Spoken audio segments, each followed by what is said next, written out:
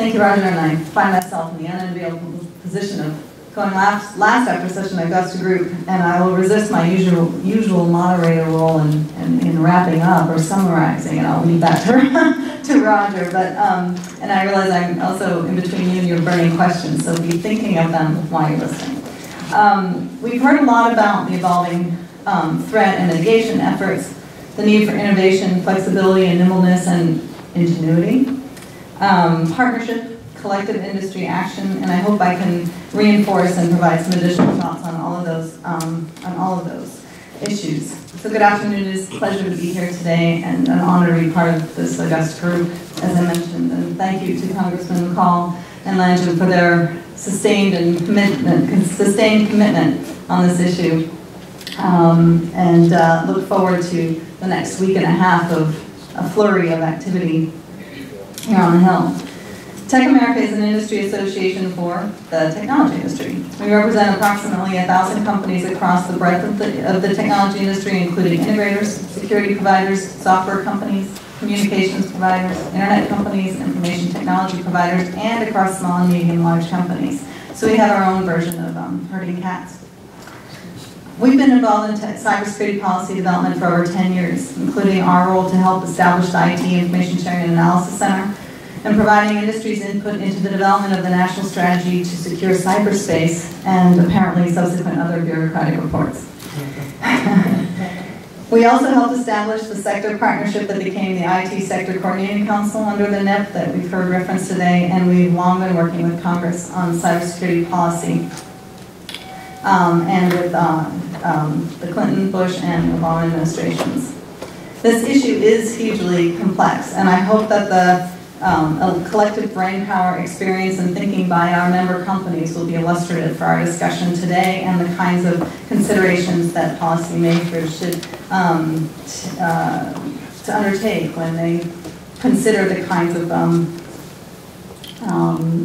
efforts that we'll be discussing over the next week and a half.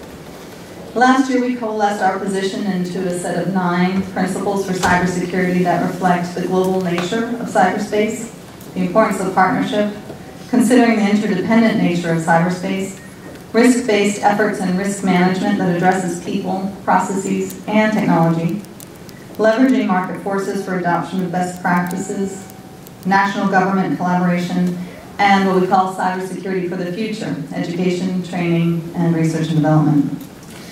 Now that I've given you, I guess, what I would call our credentials, I am here to report that as a result of our leadership in cybersecurity policy matters, our website was hit with a sustained denial of service attack last week, for which the Internet Disruption Group Anonymous has claimed credit based on our support for information sharing legislation. In addition to our public statement regarding the attack on our website, we also reported the incident to the ITISAC, to U.S. CERT, and to law enforcement. This kind of attack illustrates precisely the reason for information sharing and collaboration among industry and government to actively defend against cyber attacks in a timely manner.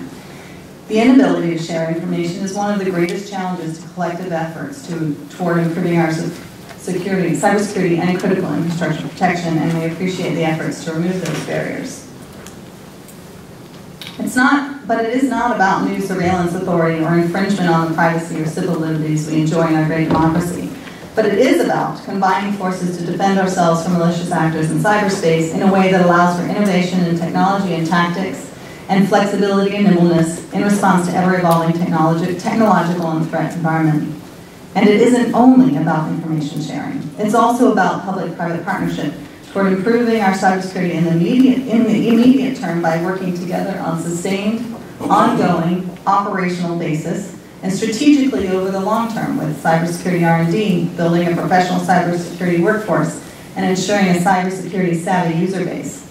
My 4-year-old sons know how to navigate my husband's iPhone and my Android, and I worry about their passwords. It starts at home and in our schools. So let me move on to public-private partnership as another key component of cybersecurity. The second principle that I mentioned is that partnership engagement is vital to cybersecurity. That is because no one entity or sector can solve our national cybersecurity issues alone. The private sector owns and operates most of the infrastructure on which information systems rely. I'm glad we're now to 90%. We've been hearing 85% for years, but we'll take 90. As a part... we have the classified briefing on cyber, but thank you so much. No, thank you.